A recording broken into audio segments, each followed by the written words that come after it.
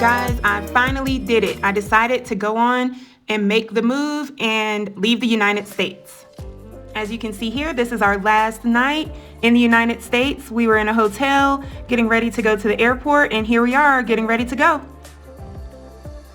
So before you ask what country we're going to, I'll go ahead and tell you we're not quite leaving the United States yet. We're headed to Puerto Rico. None of us had passports, so we had to go do that first. So come with us to spend a week in Puerto Rico as we get passports.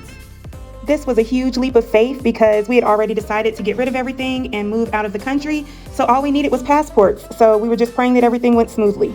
Unfortunately, we were off to a rocky start. Someone got sick before we were able to leave, so it took us a while to get ready to get out of there. They had to send paramedics and everybody to come and assist the person on the plane who was sick, so we had to wait for that, but as soon as they were taken care of, then we were able to leave. We aren't sure exactly what happened, but we do hope that that person is doing better now. Even though it took us a little bit longer than expected, here we are on our way to Puerto Rico. Now, like I said, I did not have passports for any of us, so this trip was basically to go and get passports so that we would be able to move out of the country. So I was definitely stepping out on faith to be able to leave the country, not knowing if we would even be able to leave the country. If nothing else, we were going to visit Puerto Rico, and we could just call that our vacation if we were denied passports. Now, you might be asking yourself, why would you be denied passports? Well, as a single parent, there are certain requirements that you have to be able to obtain passports for your children. And as you can see, I'm traveling alone as a single parent with my children.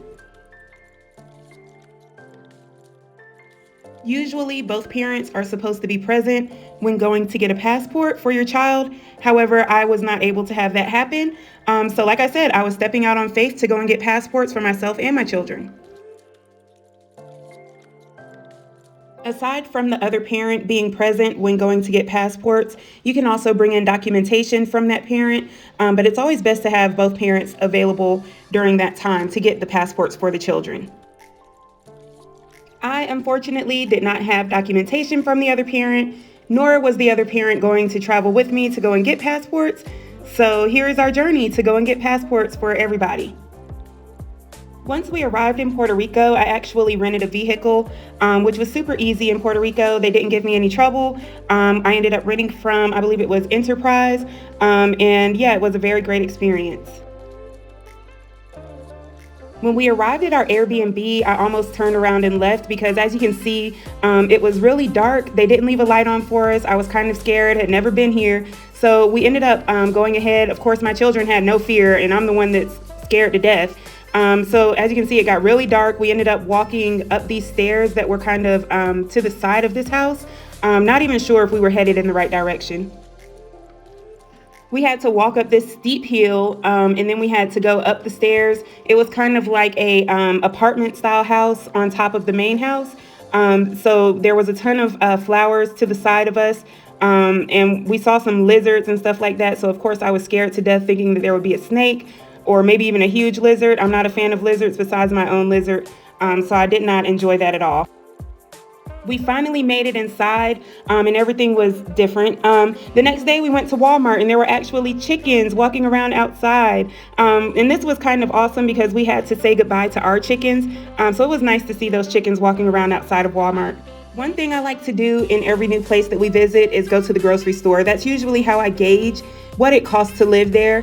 If I can go into a grocery store and I can see what it's going to cost to feed my children in that place, I can pretty much gauge whether or not it's going to be expensive or inexpensive to live there. One thing that I can definitely say for sure, even though Puerto Rico was not my favorite place to visit, is that it was absolutely beautiful, even during the day or at night. Any time of the day, it was always beautiful. However, I will say that you will need a defensive driving course before driving here because that is a battle.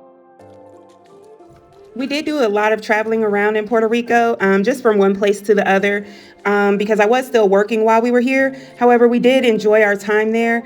A lot of our time was spent in Old San Juan, as well as at the beach. So we got to see a lot of the sights. We got to see a lot of the street vendors and things like that.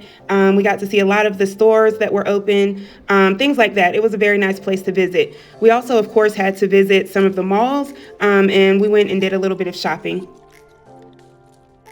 While most people here only spoke Spanish, a lot of people used it as an opportunity to brush up on their English, and we used it as an opportunity to brush up on our Spanish. This made it a win-win situation. On this night, coming home from being out all day, we ended up seeing these horses riding down the main street, and it just so happened that they turned down our street, and I didn't want to pass them. It was kind of cool that we were riding behind these horses that these guys were riding on. They actually lived not too far from our Airbnb, and while the Airbnb was not my favorite, it was absolutely horrible, honestly. It was nice being in an area like this. There was a lot of fruit trees that we were able to see, and then seeing these animals riding in the street like this was also fun.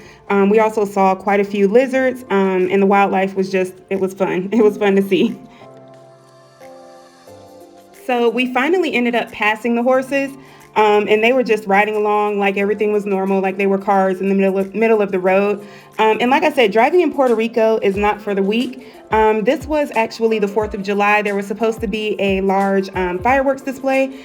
So there's a lot of cars that were pulled over to the side of the road. However, they canceled the display because of the rain. But this was our first week in Puerto Rico. I hope you enjoyed it. And please subscribe and follow so that you'll be able to see the rest of what we did in Puerto Rico.